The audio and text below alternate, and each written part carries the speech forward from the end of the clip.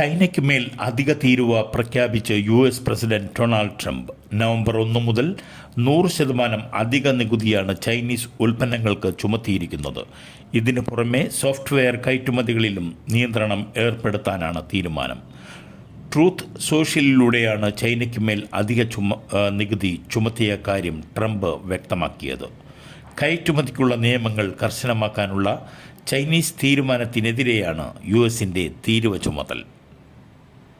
American സൈന്യത്തിൻ്റെ സ്ഫോടക വസ്തുക്കൾ നിർമ്മിക്കുന്ന പ്ലാന്റിലുണ്ടായ സ്ഫോടനത്തിൽ 18 പേരെ കാണാതായി. ടെന്നസിയിലെ ഗ്രാമീണ മേഖലയിൽ പ്രവർത്തിക്കുന്ന അമേരിക്കൻ സൈന്യത്തിൻ്റെ ആയുധപുരയിലാണ് സ്ഫോടനമുണ്ടായത്. US സൈന്യത്തിനായുള്ള സ്ഫോടക വസ്തുക്കളും വെടിക്കോപ്പുകളും നിർമ്മിക്കുകയും പരീക്ഷിക്കുകയും ചെയ്യുന്ന 8 നില കെട്ടിടങ്ങളുള്ള അക്യുറേറ്റ് എനർജറ്റിക് സിസ്റ്റംസിലാണ് സ്ഫോടനം. 15 മൈലുകൾ വരെ ദൂരത്തിൽ സ്ഫോടനത്തിൻ്റെ പ്രകമ്പനം അനുഭവപ്പെട്ടതായി, സ്ഫോടനത്തെ തുടർന്ന് അവശിഷ്ടങ്ങൾ വളരെ ദൂരേക്ക് തെറിച്ചുവെന്നും റിപ്പോർട്ടുകൾ പറയുന്നു.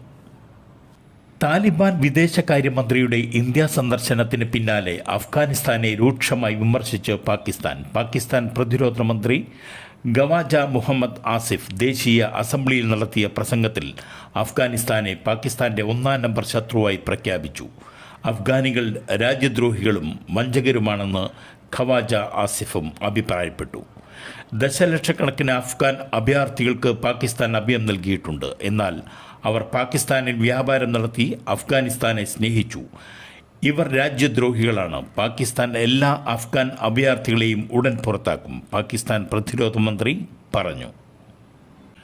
പാക് പോലീസ് പരിശീലന കേന്ദ്രത്തിലുണ്ടായ ചാവേറാക്രമണത്തിൽ 7 പോലീസുകാരും 6 തീവ്രവാദികളും കൊല്ലപ്പെട്ടു.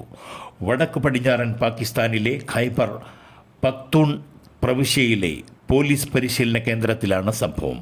ഇന്നലെ രാത്രി തുടങ്ങിയ ഏറ്റുമുട്ടൽ മണിക്കൂറുകളോളം നീണ്ടുനിന്നു. ഇന്ന് 6 പോലീസുകാർ കൂടി മരിച്ചെന്ന് സ്ഥിരീകരിച്ചതോടെയാണ് മരണസംഖ്യ ഉയർന്നത്. US പ്രസിഡന്റ് ഡൊണാൾഡ് ട്രംപിൻ്റെ ആരോഗ്യനില അസാധാരണമെന്ന് വൈറ്റ് ഹൗസ്. ട്രംപിൻ്റെ ഹൃദയാരോഗ്യം അസാധാരണമാണെന്ന് കണ്ടെത്തിയതായി US പ്രസിഡന്റിൻ്റെ ഡോക്ടർ അറിയിച്ചു. ട്രംപിൻ്റെ കാർഡിയാക് പ്രായം യഥാർത്ഥ പ്രായത്തേക്കാൾ 14 വയസ്സ് കുറവാണെന്ന് ഡോക്ടറുടെ റിപ്പോർട്ട് സൂചിപ്പിക്കുന്നു. ഷാഫി പറമ്പിൽ MPയെ പോലീസ് മർദ്ദിച്ചതിൽ ഇന്നും സംസ്ഥാന വ്യാപകമായി പ്രതിഷേധം. പലയിടത്തും യൂത്ത് കോൺഗ്രസ് പ്രവർത്തകർ നടത്തിയ മാർച്ചുകൾ അക്രമാസക്തമായി. കോഴിക്കോട് IG ഓഫീസിലേക്ക് കോൺഗ്രസ് നടത്തിയ പ്രതിഷേധ മാർച്ചിൽ വൻ സംഘർഷമുണ്ടായി.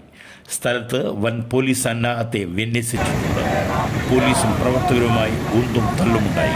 മുതിർന്ന നേതാക്കൾ ഇടപെട്ടെങ്കിലും സംഘർഷത്തിന് പരിഹാരമായിട്ടില്ല. ബാരിക്കേഡ് മറികടക്കാനുള്ള ശ്രമത്തിനിടെയാണ് സംഘർഷം ഉടലെടുത്തത്. പോലീസുമായി ഉന്തും തള്ളുമുണ്ടായി. മുതിർന്ന നേതാക്കൾ ഇടപെട്ട് പ്രവർത്തകരെ ശാന്തരാക്കിയെങ്കിലും പ്രവർത്തകർ സ്ഥലത്ത് തുടരുകയായിരുന്നു. തൃശൂർ പാലസ് റോഡിൽ മുഖ്യമന്ത്രിക്ക് നേരെ കരിങ്കൊടി കാണിക്കാനെത്തിയ 5 യുവമോർച്ച പ്രവർത്തകരെയും 3 യൂത്ത് കോൺഗ്രസ് പ്രവർത്തകരെയും പോലീസ് കസ്റ്റഡിയിലെടുത്തു. ശബരിമല വിഷയത്തിൽ പ്രതിഷേധിക്കാനെത്തിയവരായിരുന്നു ഇവർ. കരുതൽ തടങ്കലിൽ വെച്ച ശേഷം ഇവരെ വിട്ടയക്കുകയായിരുന്നു. ശബരിമല സ്വർണ്ണക്കൊള്ളയിൽ ഇന്ന് കേസ് രജിസ്റ്റർ ചെയ്യും. തിരുവനന്തപുരത്തെ ക്രൈംബ്രാഞ്ച് ആസ്ഥാനത്തോ പമ്പയിലെ കേസെടുക്കും. ദേവസ്വം കമ്മീഷണർ സുനിൽകുമാർ നൽകിയ പരാതിയിലാണ് കേസെടുക്കുക. കവർച്ച, ഗൂഢാലോചന, വിശ്വാസവഞ്ചന അടക്കമുള്ള കുറ്റങ്ങൾ ചുമത്തും. ഉണ്ണികൃഷ്ണൻ പോറ്റിയും സഹായികളും 9 ഉദ്യോഗസ്ഥരും പ്രതികളാകും. അതിനിടെ സ്വർണ്ണപ്പാളികൾ കൈമാറ്റം ചെയ്തതിലും ചട്ടലംഘനം നടന്നുവെന്ന് വ്യക്തമായി. ദ്വാരപാലക ശില്പത്തിൻ്റെ പാളികൾ ഏറ്റുവാങ്ങിയത് ഉണ്ണികൃഷ്ണൻ പോറ്റിയല്ല. 2019 ജൂലൈ 19, 20 തീയതികളിലായാണ് പാളികൾ കൈമാറിയത്. രമേശ് റാവു, അനന്ത സുബ്രഹ്മണ്യം എന്നിവരാണ് മഹസറിൽ ഒപ്പിട്ടിട്ടുള്ളത്.